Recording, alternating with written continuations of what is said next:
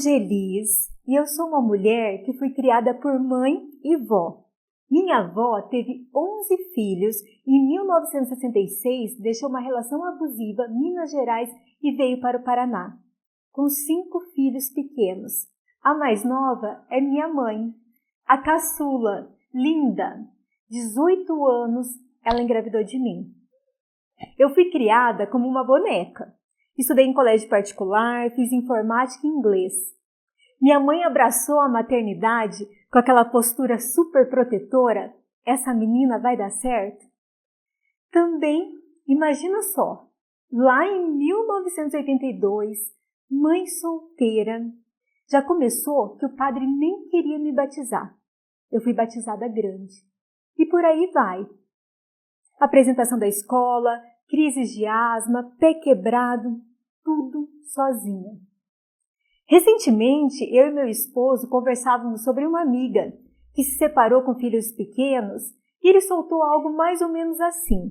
Imagina só como foi difícil para sua mãe e para sua avó. Eu parei e pela primeira vez eu senti, porque até então eu pensava o seguinte, foi difícil para minha mãe me criar sozinha. Passar numa prova é difícil, uma entrevista de emprego é difícil. Mas pela primeira vez eu senti. E eu falei, foi muito difícil para minha mãe e para minha avó, mas ela nunca reclamou. Eu nunca ouvi um tá difícil sair da boca da minha mãe ou da minha avó. Se a vida está leve para você, provavelmente tem alguém segurando a barra. Se permita olhar e reconhecer. Mas se a vida está pesada para você, provavelmente é você que está segurando a barra para alguém. Peça ajuda. Parece óbvio, mas eu demorei 38 anos para sentir como foi difícil para minha mãe e para minha avó. Mas muito bem, eu estudei, minha mãe em cima. Afinal, filha de mãe solteira, o que vai ser dessa menina? Não vai ser nada, vai engravidar logo, bastarda, foi algo comum de eu ouvir. Mas fui para a faculdade, consegui um estágio, noivei, estava indo para o trabalho. Tem dias que 6 horas da manhã o céu já está claro, mas naquele dia não, o céu estava cinza. Rua deserta e eu fui assaltada. Aquela menina, aquela princesa, nunca antes apanhada, eu fui pega por trás, jogada no mato, esmurrada na cara e apagada com estrangulamento. E eu me recordo de, quando apagada, achar que eu tivesse morrido e conversar comigo mesma. O que vai ser da minha mãe quando ela me encontrar aqui? Deus, não permita que isso aconteça. Na sequência, eu ouvi minha respiração e, como vocês podem ver, um milagre aconteceu. Hoje eu estou aqui contando essa história para vocês. É a primeira vez que eu falo publicamente dessa fatalidade que marcou a minha história. E por que eu não falei nunca antes? Tem coisas que não são ditas, mas são aprendidas. E eu aprendi a nunca usar os momentos tristes que aconteceram na minha vida como muleta. Ou mesmo me fazer de vítima, por mais que eu fosse. E hoje, quando eu paro e olho para trás, eu percebo que eu aprendi a me fortalecer. E eu aprendi isso com as mulheres da minha história. Hoje eu tenho clareza. Antes era algo normal, meio indiferente, sabe? Lembra que eu contei da minha avó no início? Minha avó construiu sua casa fazendo cocada para fora, com a ajuda dos seus filhos, enquanto se dividia em 2 serviços públicos, Estado e município, como zeladora e merendeira. Ela era muito trabalhadeira. Ela usava esse termo, não para ela, claro. Após ser internada por ser vítima de um derrame, ela voltou para casa, mas nunca mais para o trabalho. ela teve o lado esquerdo paralisado e teve que reaprender a fazer tudo com a mão direita. Detalhe, ela era canhota. E eu me recordo de pequenininha, olhar admirada como ela acendia o fogão. Ela não pedia ajuda, ela apoiava a caixa de fósforo entre o seu quadril e o fogão e riscava tudo com uma única mão. Menos de 1,60. Mas que mulher gigante!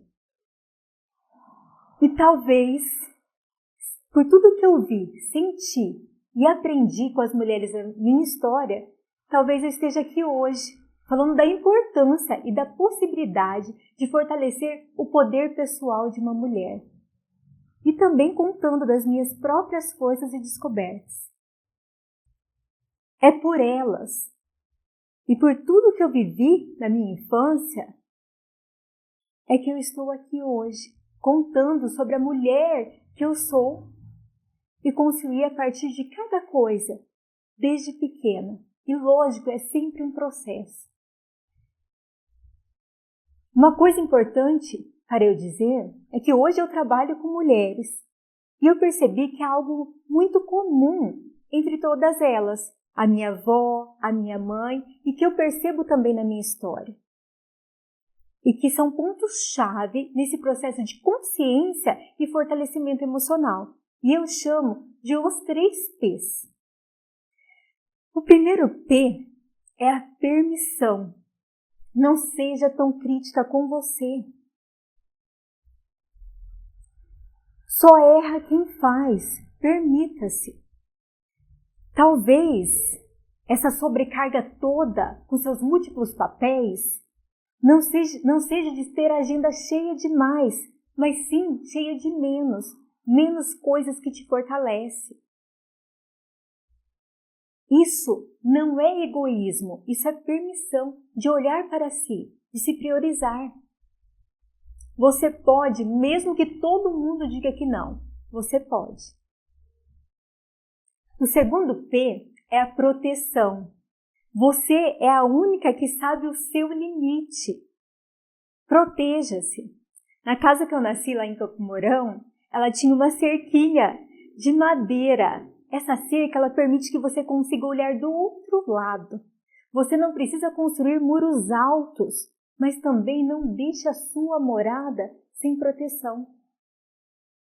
Coloque a cerquinha de madeira, mas proteja-se. Isso é responsabilidade sua. O terceiro P é a potência.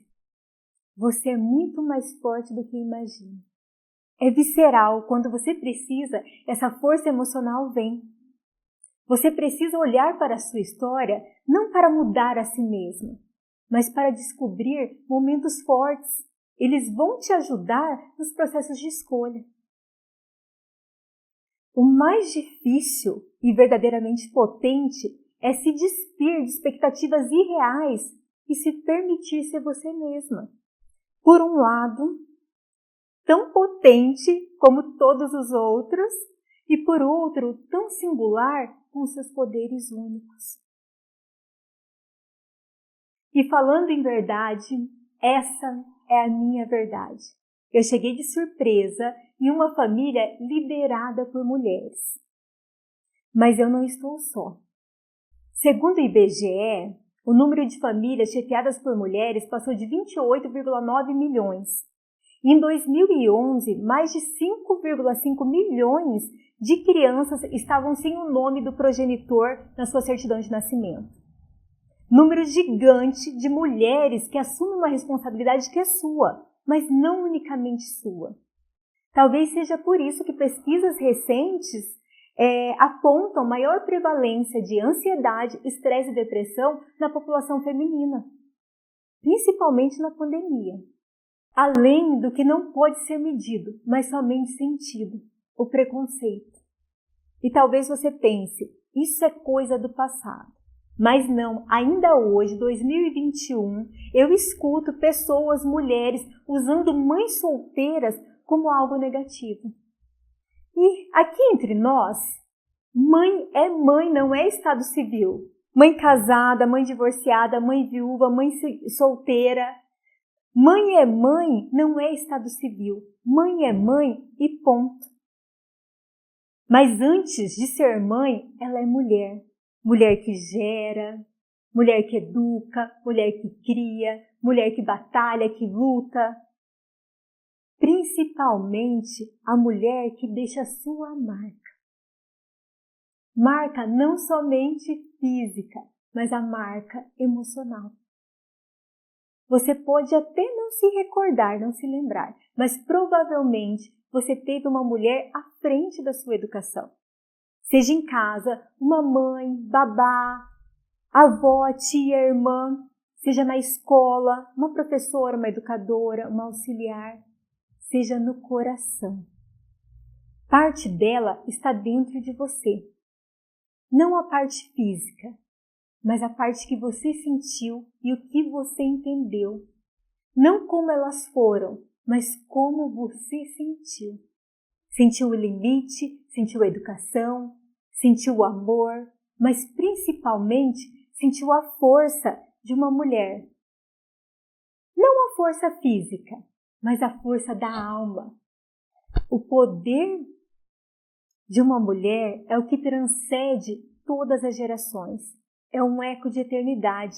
É o que nós recebemos e passaremos para quem vier depois. Ter consciência disso traz a possibilidade da construção de um mundo emocionalmente forte. E isso é um sonho. Sonho que você pode ajudar a transformar em realidade. Como? Fortaleça uma mulher e você fortalecerá toda uma geração.